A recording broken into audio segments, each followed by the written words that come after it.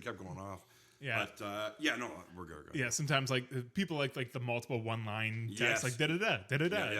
Yeah. It's all right. I get it with all the chimes. Yeah. Yeah. Or come up with a complete thought and then maybe send it to me. If all right. I think we should be all right. So let's do it. Yeah, good. All right. So naturally, I like to start things at the beginning. So why don't you tell me where you were born and what life was like for you growing up? Yeah, so I was born in Milton, Ontario. And well, I wasn't actually born in Milton, but came to Milton when I was about 3 months old. I was born in Toronto. I'm adopted, and I was in foster care. And basically from there, I was, I guess, one of the lucky ones that didn't have to spread out to go to different families. I went to one home, and my parents now adopted me. So when I was about 3 months old and everything. So growing up, I was pretty much lucky. My school was right across the street, and just came to be the shyest kid you could be. My hair is not great now, but I usually have a puffy afro, and I had these big glasses and everything. So up until about like grade 8, I was like the massive geek that I considered. But in an element of maybe somebody else's eyes, it was good. But it wasn't really until I got into high school, and I think for most people too, you start breaking out of your shell. And I started getting a little bit more comfortable, and I fell in love with magic. And so, but that even goes back. I was 8 years old when I fell in love, but when I started doing it almost professionally, when I was going into grade 9, and that's even weird to say at 14 you're doing it professionally, because I did my first show, I think, for like $10. No way. Yeah, so it was a big growth to where I am now. But you always got to start somewhere. Right. Yeah, of course. Just going back a bit. So did you have any siblings at all, I guess, with your adoptive parents at all? Or were they just kind of... Yeah, so actually it was really weird that my brother's biological mom was in foster care with my mom. Gave birth to my brother, and it was just kind of like, oh, okay. His biological mom at the time was young. So basically, my mom adopted me and my brother. Okay. Well, yeah. So it's a complicated story, but and because of my mom fostered about 130 kids. Wow. And out of those 130, we were the only two that stayed. Holy smokes. And so, much credit to her, but she had everything that you can imagine, And so between that, I have 2 brothers and a sister, and very supportive, always there. And that's kind of like the thing, like everybody, I guess, in my family just started doing different things.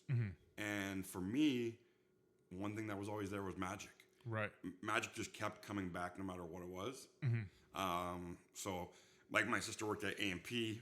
My brother worked warehouse jobs. My other brother worked as a DJ. You think you try to follow those steps, or even what your parents do, and I'm like, so I was the one. If there's another term for black sheep, yeah, I'm not saying the black sheep, but if there's another term, I was the one that stood out, not having to do, but I did do the regular jobs, of course. Sure. And then I branched off straight. Yeah. Right. Okay. So that's very interesting. Like, so, a lot of times, like what I ask people is, when they were kids, like what were they kind of involved in, whether it was like sports or music or anything like that. And it's usually unrelated to whatever business or venture that they're into now when I'm talking to them. Right.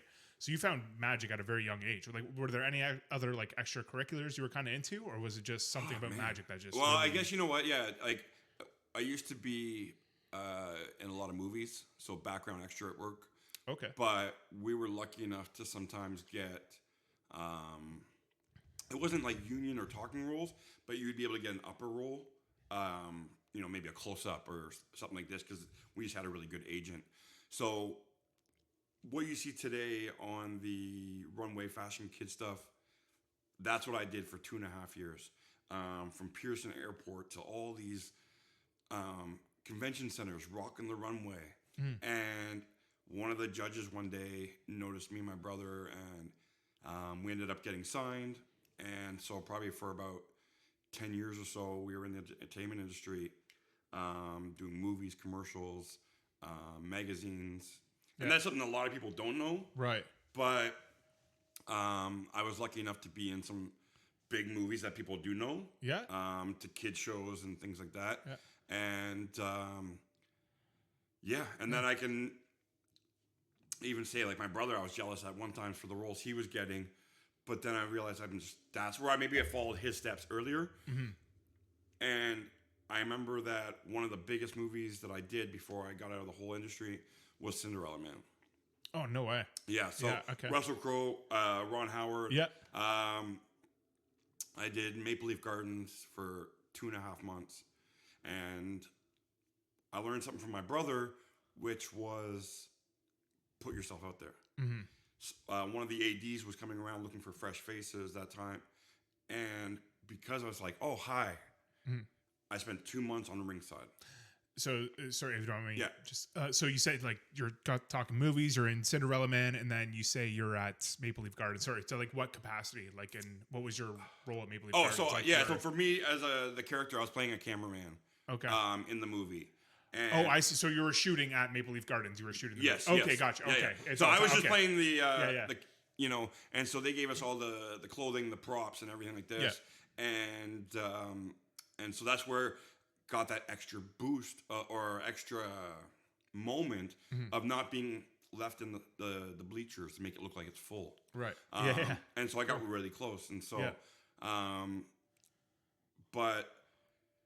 and then I was lucky enough to be on the cover of a DVD. I get no royalties at all. Yeah. You know, when you sign as a kid, your royalties are gone. Sometimes, but I'm on the cover of a DVD. Huge kind of gratitude moment. Yeah. So yeah, you know, there's that entertainment industry of where the magic wasn't involved. Yeah. But at the same time, I would still have a deck of cards. I would still have something of the element, even though if I wasn't fully focused on it. And so it just brought me into being able to connect with people on set, off set. Yeah. Very cool. Okay. So it was Cinderella Man, the DVD that you were on the cover, or is it another project? There was actually another project that I filmed. I think one of the first movies I filmed was called To Save the Children. To Save the Children. Okay. Yeah. So it's based on a true story. Yeah. I won't even.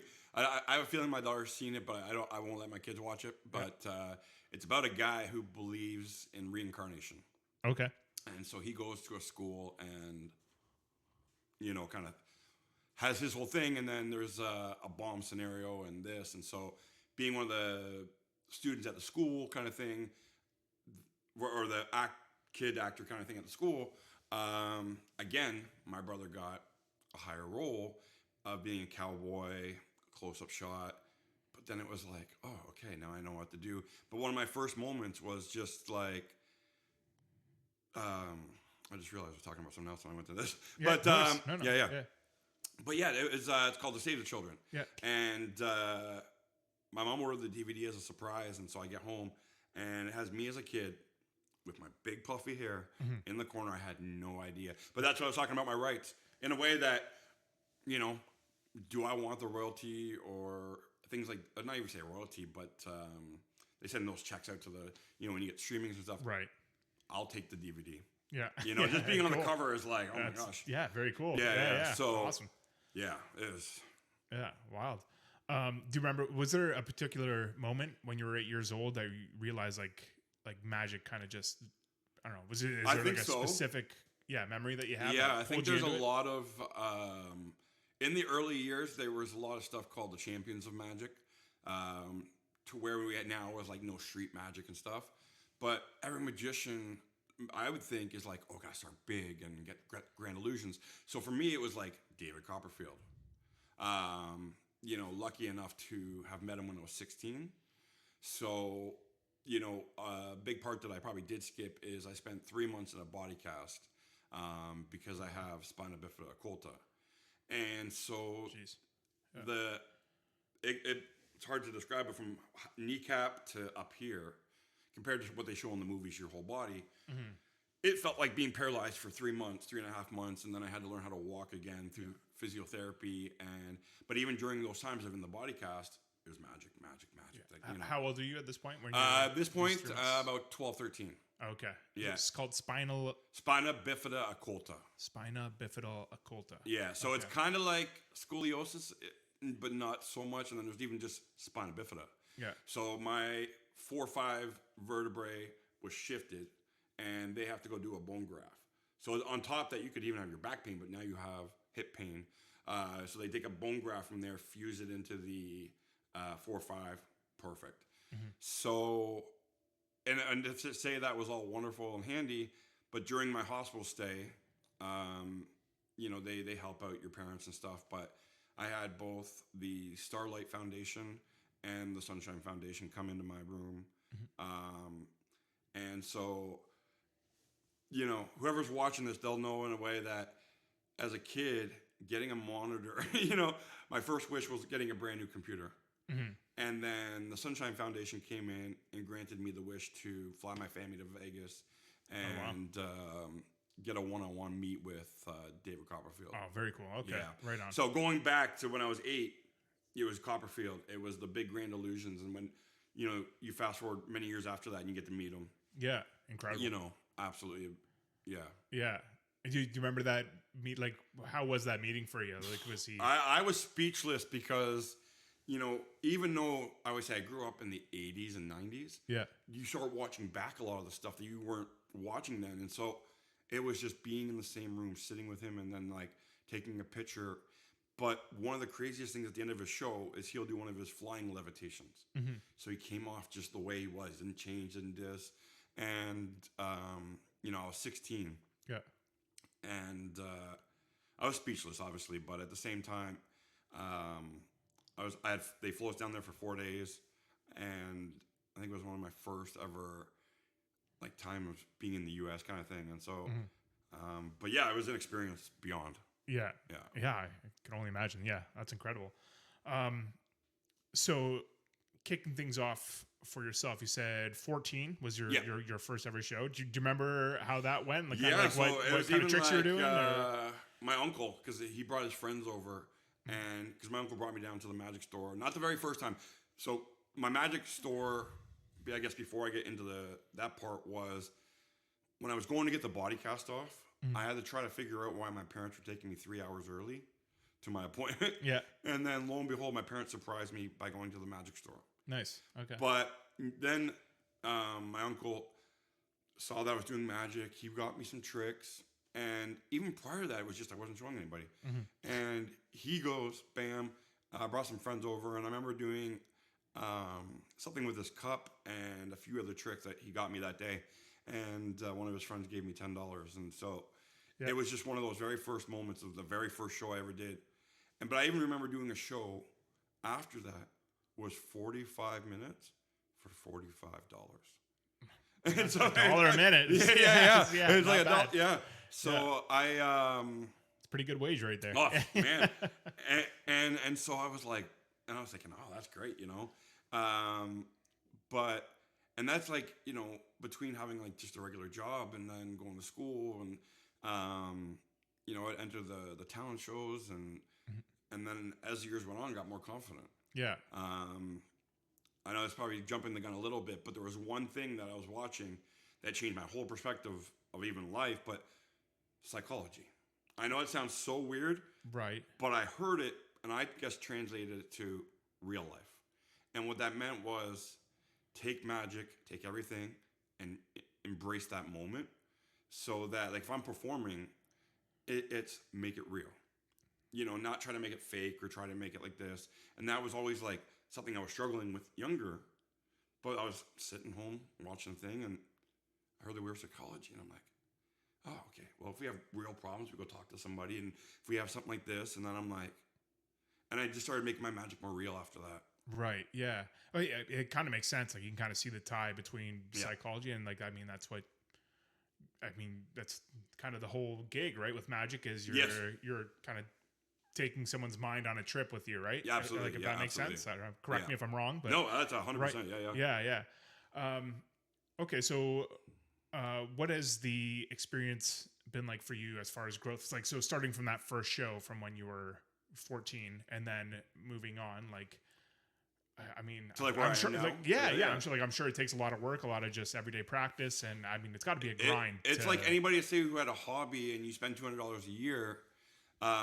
You laugh at it in a way that some magicians are probably, or even not magicians, anybody.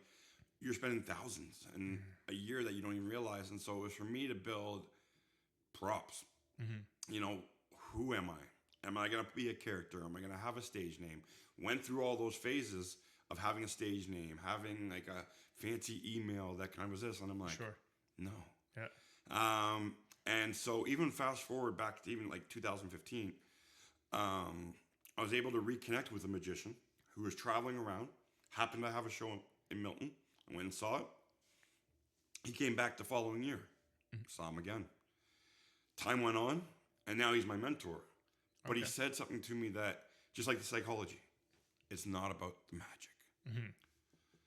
And so at that point, it was like another hard hit. And realizing that I can go get all these props and these things and you entertain people, it's not about, it is in a way, but the element is you're selling yourself and you're adding value. And so for me, that changed my whole perspective of, yes, magicians need their props. They're big moments. The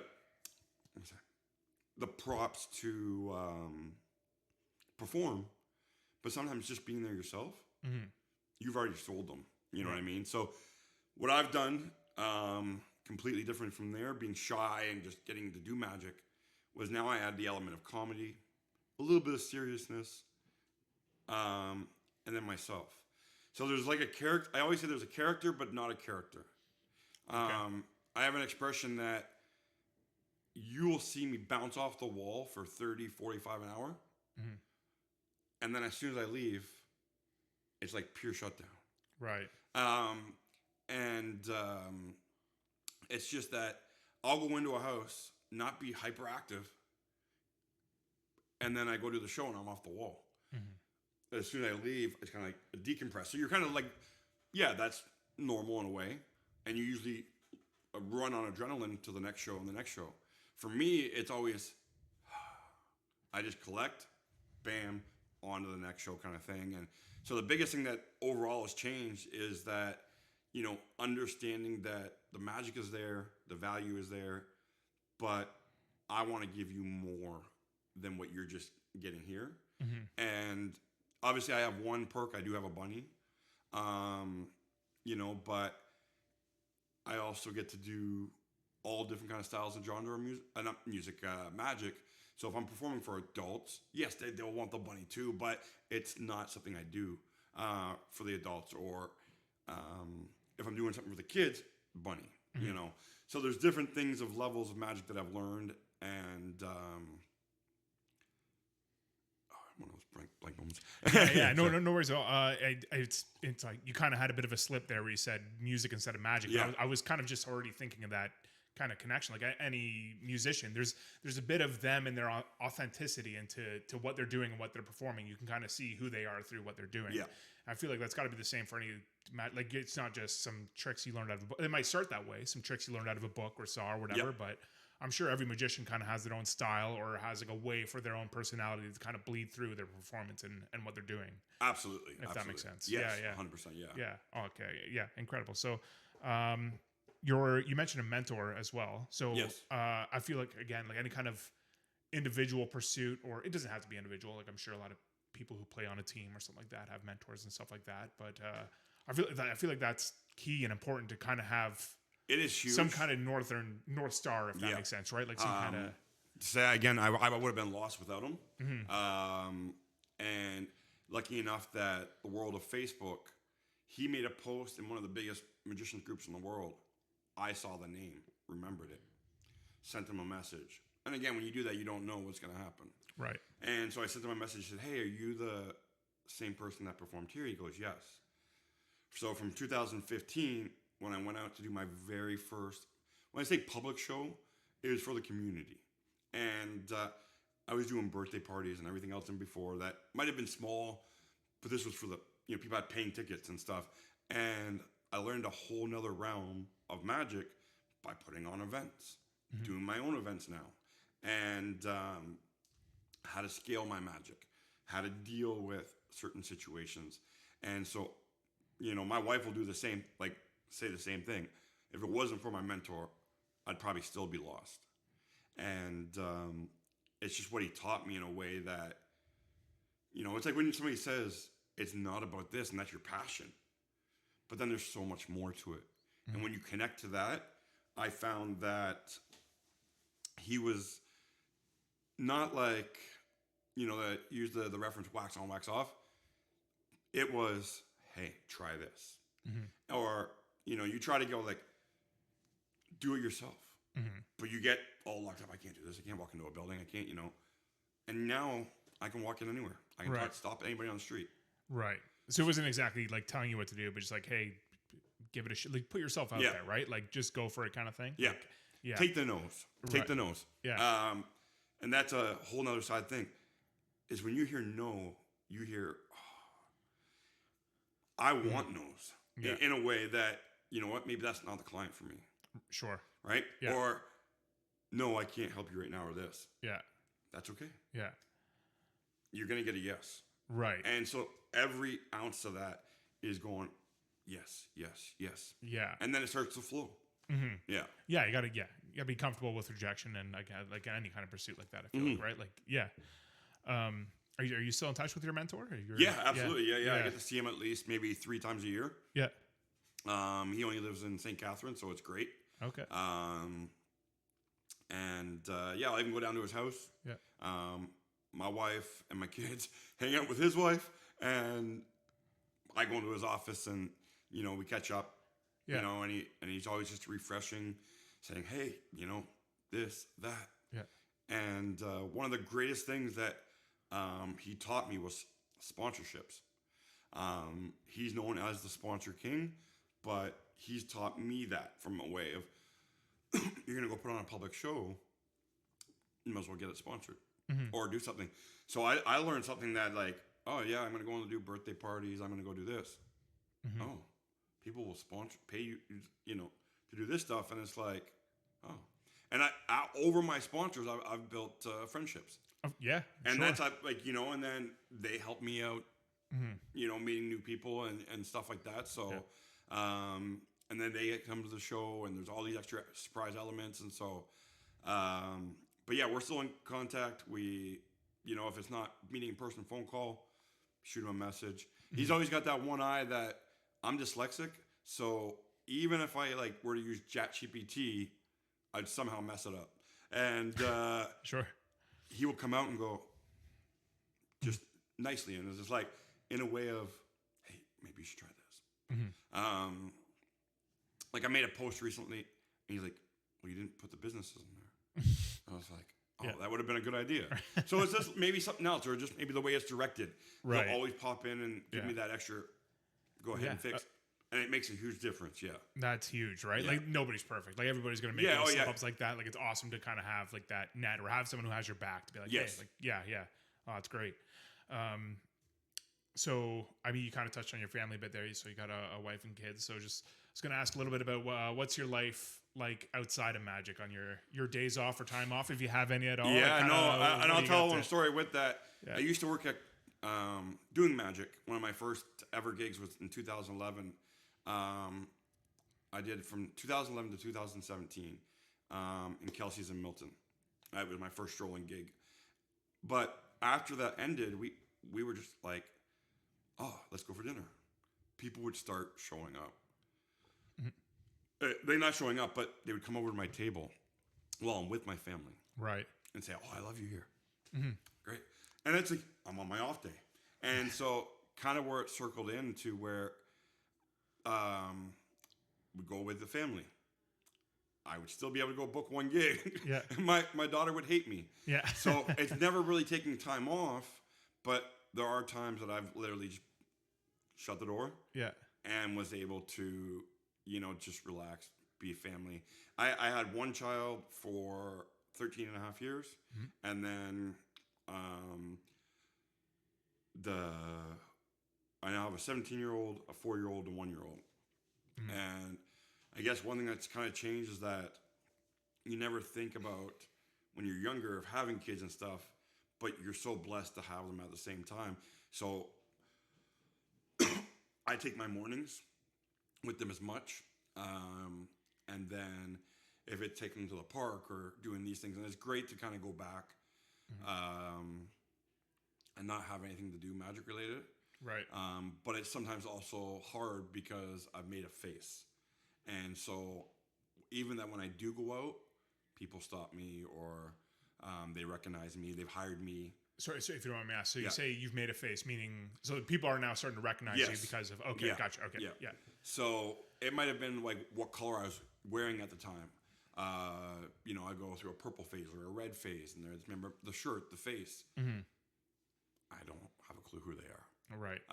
And I told my wife, I'm like, I have no idea who I was talking to for 2 minutes. Yeah. But it's because they understand too. I'm seeing so many people at once that it goes on. But yeah, so that's kind of been my life to even being with family. We've been in the middle of nowhere, and sometimes it just pops up. Mm-hmm.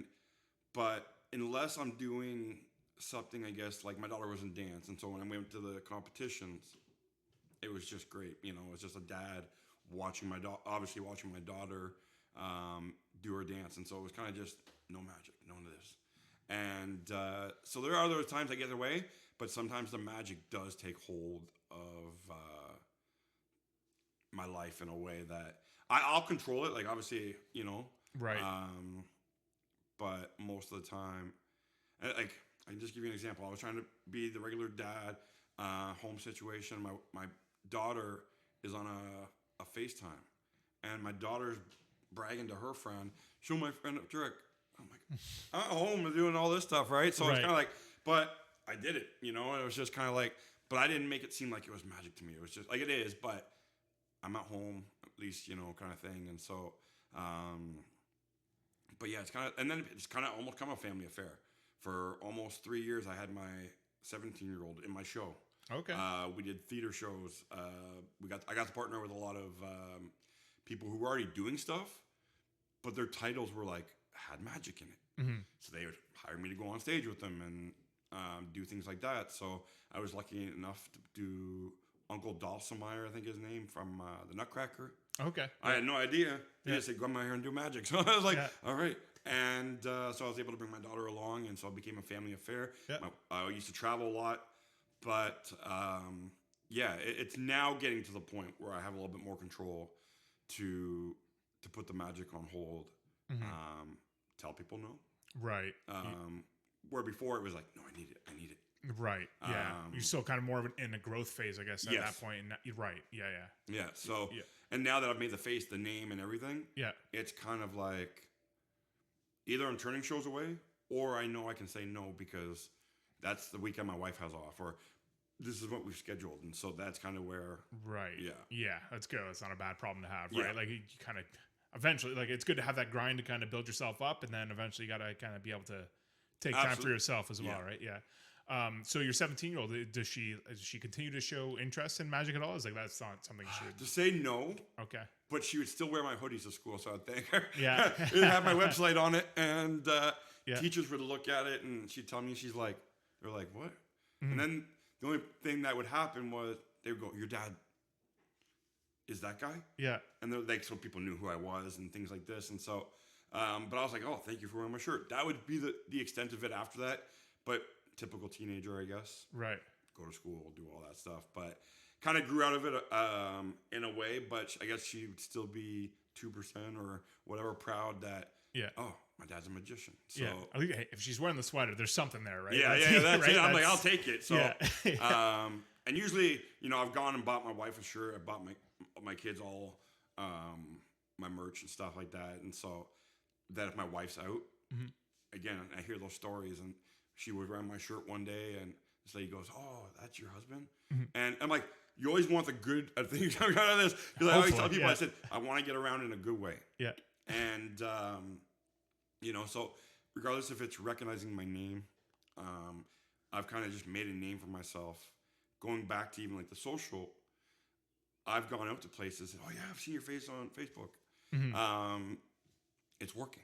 Right. It may not, I mean, not be a client, but now they're going to go, boom, I know who that is. Right. Yeah. I think it's a big part of the social media thing too, is like a lot of times people are seeing it and recognizing it, but not necessarily engaging it. So like you might not see all the whatever comments or likes or like that, but they'll be like, hey, like I see what like cool stuff. I see what you're posting. They might not be as active on there, but they see it, right? Like that's huge. That's and a I big just part take of the it, Facebook right? algorithm and let it do its thing in a way that sometimes what I've learned is that even like you post in a group and it's like, oh, and then 4 days later it just shows up on nobody that you have friends with on their page for some reason, or it's just that person's in the group. Right. And it's a late post or something. Yeah. And so I've booked shows that way. Great. Yeah. And, you know, and that's kind of one thing that's changed too is booking shows through text message, website. And there's one specialty that I have. I don't know if anybody else has it. I've tried my phone, online calendars. I cannot put the dates into electronic device, or I'll put it on the calendar. I can't do it. Okay. Everything is programmed in here. Really? So that I can tell you that December 6th of this year, I know where I am. December 14th, I know where I am. Really? You have no hard copy or a software copy of that at all? Other than my emails, text messages, and things like that. Yeah. And I know that they're there, and sometimes I'll just change the name. Sure. But even once they're there, yeah, I just know where I need to be and what time it is. So it's so weird. That's very interesting. I'm so much the opposite. I need it written down in 3 different places. And I'm guilty. I do sometimes. Yeah. But I feel like if I gone into a grocery store or a dollar store, I feel like I'm getting sprayed with amnesia. Okay. I have a list, but I forget everything I forgot. Yeah. But when it comes to dates, I know, I had 2 shows this year that were both booked last year. Right. And I knew the date, time, bam. And I just know. It's weird. Yeah. And so it's just one of those things that I guess that magic has helped. Because that's one thing that's really weird is I would say if I go back to another job, I'm a visual learner, but my mind, anxious. I don't read. I can't. This magic. I can read. Oh, magic. Okay. So I guess maybe just like mentally through the process of kind of figuring out your tricks and remembering how you do them and everything like that. You feel like that's completely affected the way you think outside of magic 100%. As well. Like your brain is programmed in a kind of a different way as a result of that. Absolutely. And I say that because there's things that I can remember from like 15 years ago that's magic related. Yeah. That I can't remember from 15 years ago in my own life. Right. So it's like I was lucky enough to go with one of the foundations that granted me the wish to go do magic for them. And the one thing that stands out was having a PT Cruiser when it was launched for the first time. You know what I mean? And so it was like, oh yeah, I remember that. Yeah. But 15 years ago for my own self, no. You know, so it's kind of like, but it's just something that, and it's not to say it's a bad thing, but out of 22 years, I've missed 5 shows. Wow. Okay. Yeah. So obviously, regardless if it's medical or this or right, but yeah, that's fascinating. The scheduling thing is like with your brain is interesting. So when I messaged you yesterday, being like, "Hey, like, so we're still on for the interview tomorrow," like you were probably of course, oh, yeah. So don't worry about it, Dev. I'm already calculating everything in my mind to kids. Boom. Secure. Bam. And that's kind of like where my show length is. My wife used to travel with me. She was like, "Why are we going so early?" It's just one of those things. I'd rather sit out front of your house for 10 minutes, half an hour. Yeah. For I can decompress, but then I'm going in, getting ready. Oh, right. And so it's also traveling, right? So you travel where I've had days where I have to travel an hour and a half to get to the next location. You know, I get to do colleges. I get to do all these other things. And there's sometimes I'll be out in London and then have to come back and then go do something at nighttime. And so I may be exhausted. Yeah. But flick the switch and we're good to go. Right. Yeah. Yeah. It's kind of just you know how to shift gear, kind of like. Yeah. I mean, obviously the same person, but we're almost like 2 different people. Yeah. Like, okay, we're on, kind of thing. And absolutely. Very cool. What would you say is next for you? Like, you got any, like, I'm sure you're constantly working on new tricks and things like that, but what's next for Tyler Fergus? Are we kind of evolving the business? Are we evolving kind of what we're doing in the show and everything? So, you know, to say if you were to hire me and people who know that I do this certain part, but there's always been the magician, the magic.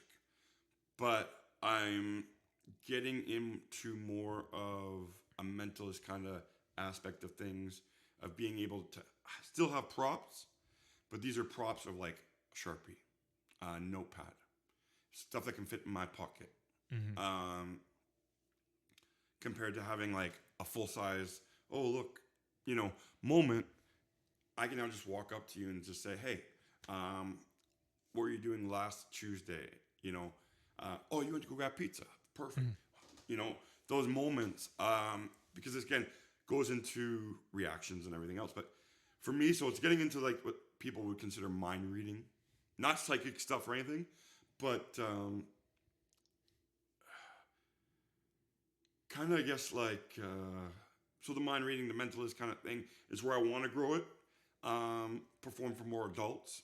People know me as the birthday kid magician, but I've expanded to so much that doing the festivals, the fairs, the kids parties, when I do what I'm finding now is that when I do the adult stuff, it's a whole nother ballpark. I can still be wild and crazy, but the elements of tricks that I get to perform hit different. Sure. Than the ones I'm doing for the kids. Yeah, but there's got to be a lot you got to keep in mind depending on who your audience is. Like even I guess age ranges of kids as well, right? Yeah. Like the 3 to 5 year olds are going to be different than the 8 to 10 year olds, right? Absolutely. That's right. And then it's being able to how to control them, because I get asked all the time, and I get people come up to me and go, I have no idea how you deal with this. Right. And there's tension span. There's people who've gone to the washroom in my show. All these other surprises. And they go, I have no idea how you deal with it and be so calm.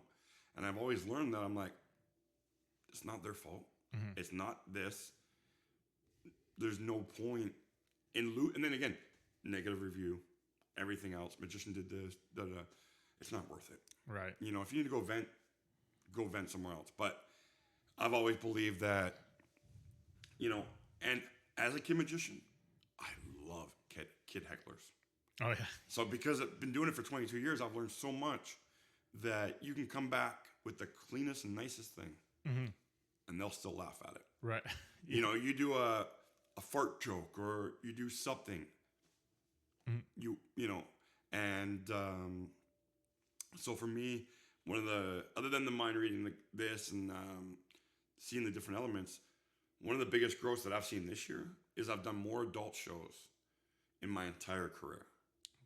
That's a good sign of things, right? Yeah. I mean, that's got to show some sign of growth, right? Yeah. Yeah. So, and then connecting with higher level compared to where when I do colleges, I get to go do the kids. The students. I just recently got hired to go do Trios College. So in my mind, I'm like, okay, it's like an event week for the students or something like that during summer. I find out it's for like the president, the CEO. No way. The staff. Yeah. I'm like, so this puts a whole nother kind of thing. And I'm like, oh, yeah. And so that's what I want. Right. The corporate. And you're able to go up a ladder a little bit. Right. So, and they call it the corporate ladder, but it's one of those things that I'll never stop doing kid shows. But that growth of doing more, because I only get to mainly do them, you know, here and there during the summer and things like this. Christmas, I'm doing them all the time. I would want to do it almost weekly. Right. Well, hey, I mean, you're headed in the right direction. If you're booking more of the adult shows and everything and kind of getting into that realm, that's fantastic. That's great. Bit of a sidebar I have to mention. So the backtracking a bit, you're just getting into the mentalist thing. You're saying, hey, I know last Tuesday you ordered a pizza or whatever. So I started thinking my own last Tuesday. So I work full time as a firefighter. So I know I worked last Tuesday our shift. We ended up we usually just cook meals at the hall and everything like that. Makes sense, yeah. Just so happened we had a super busy day. I remember we had to do a double takeout day for lunch and dinner. We ended up ordering pizza for dinner. So that's wild. I don't know how you dug in there, but you know, it's like following the firefighters, Facebook page. And again, growth. Weird coincidence. I did the Acton Firefighter Association last year, and I did the Aaron Firefighter Association. And so again, those moments that surprise me, but usually if a chain reaction happens, I go with it. Right. And I love it. So that biggest growth is just bigger. It's kind of like you go from Facebook to LinkedIn. The business kind of asks, yeah. My problem is, make your password all the same. I'm like, no. But then I'll go and, what was my password? Right. So my mind is gone to doing that in 2 seconds. Right. But I know where to go.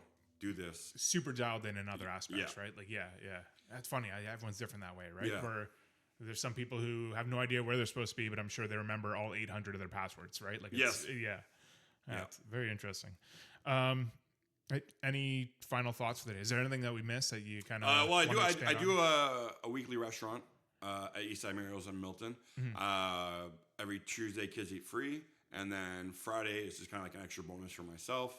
Kind of go out there, go table to table, and I started doing that. As I mentioned, with the Kelsey days, and I was able to go through restaurants and all this stuff. But as of now, those are my current weekly gigs. People can find me out at tylerfergus.com. Magic of Tyler Fergus is all major handles from my socials. So if you want to get me on one or the other.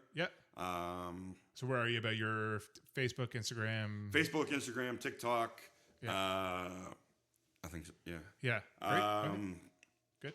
But when I meet somebody, my main thing that I tell them is go to Google, type in my name. And it's not like I'm just going to type in my name. But after I've talked to them this, sure. If I don't have business cards, I don't have things on me, I bring them to Google, type in your name. I type in my name. Right. And they have everything saved. Right. And just by a click of a button, because all of my socials, everything comes up. Right. Yeah. I even I got a lanyard that has a QR code on it. Yeah. And I bring them straight to Google. But it says VIP Magician. Yeah. So when I go out and do icebreakers or doing moments of, people don't even know the magician's here, it's a surprise. I have this thing, and it's just an extra element going. Right. Yeah. So yeah, it's. But other than that, no, that's it. I think a lot has changed from doing festivals normally, where I can tell you, I'll be here. Sure. I can say September 19th and 20th, and October 3rd and 4th. It's called Enchantia. Kind of the fairy, glittery light kind of scenario. But I'm the opening act for that. One is in Fergus, one is in North York, Black Creek Pioneer. So those are like the advanced stuff that if people want to come see me in public.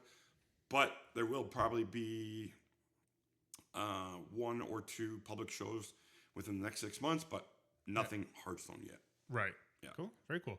Any final thoughts? If you had open ears, like anything you would like to share with the world, anyone that happens to be listening, a message you'd like to get across. Sorry.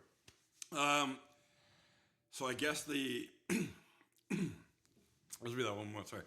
I guess the biggest thing that I have decided to put my whole magic on, and I could have touched on this earlier and everything, but I grew up more than just the spina bifida. I have something called von Willebrand's. And so one thing that I learned more than anything else was to be able to help other people. Even if you can't help them, and that's fine. But I was always, because I grew up in the hospital through the magic and everything else, and I had a lot of help given to me through my teachers, hospital staff, and the one thing that I started doing was connecting with charities to be able to help them raise money for their group organization.